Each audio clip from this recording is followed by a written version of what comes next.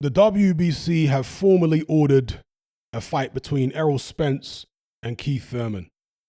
Now, this is a fight that several years ago we were all interested in seeing. But at this stage, Keith Thurman seems to be quite a bit over the hill. I'm not saying he's totally washed up, but we haven't seen the Keith Thurman of old for a very, very long time indeed. And the bigger question here for me is, why is Keith Thurman getting this shot ahead of several other fighters who many people believe are more deserving? What has Keith Thurman done lately to be getting this shot against Errol Spence? And I think this is a problem in the whole of boxing, really, not just the welterweight division, but the whole of boxing, where these older fighters who maybe achieved something many years ago get opportunities for yet more title shots ahead of young, hungry lions who have been more active and, at least in recent years, have been fighting just as good opposition, if not better, than this older fighter who's still eating off past glory. So, yeah, I don't like to see a Keith Thurman whose last fight was against the guy moving up from 140 and Mario Barrios.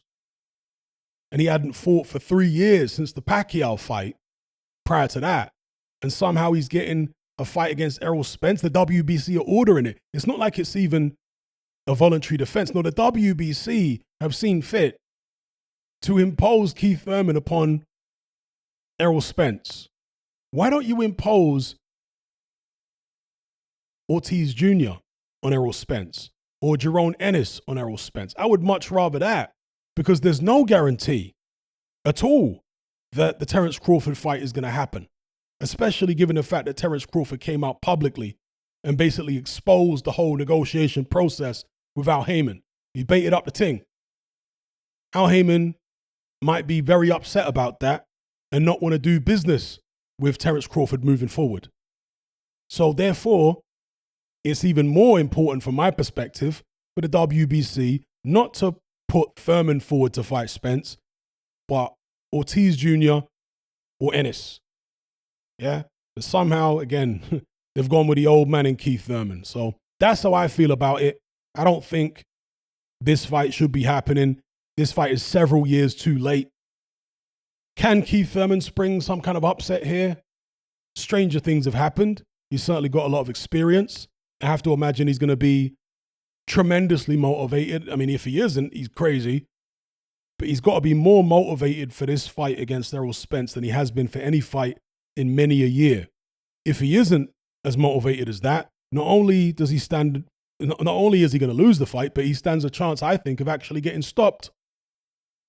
So, yeah, we'll see how Keith Thurman turns up for this one. Again, Keith Thurman in his prime against Errol Spence is a fascinating fight. I'd probably side with Spence, but I think it will be competitive. But the Thurman right now, even though Spence has looked a little off, don't get it twisted, he's had good performances and good results.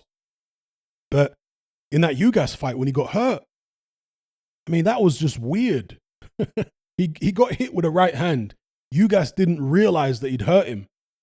And then a few seconds later, he hit him with another right hand, and Errol Spence was hurt, and then he fell back into the ropes. And even then, Ugas didn't seem to realize he'd hurt him right away. Very strange. But I remember in the run-up to the Ugas fight, Errol Spence talking about the fact that he sometimes has flashbacks of the car crash. Did he have a flashback in the ring when he got hit by Ugas? You know, a flashback at an inappropriate moment. An inopportune moment. So, yeah. Even though Spence has been a bit shaky at moments in fights, he should still have enough to convincingly beat Keith Thurman, unless Thurman can somehow summon up the Keith Thurman of the past, vintage Thurman. If he can summon that version up, then maybe we've got a real fight on our hands here. But assuming it's going to be the Keith Thurman of the past couple years, the one who fought Lopez, the one who fought Pacquiao, the one who fought Barrios, that's not good enough to beat even this version of Errol Spence. But let me know what you guys think in the comments below.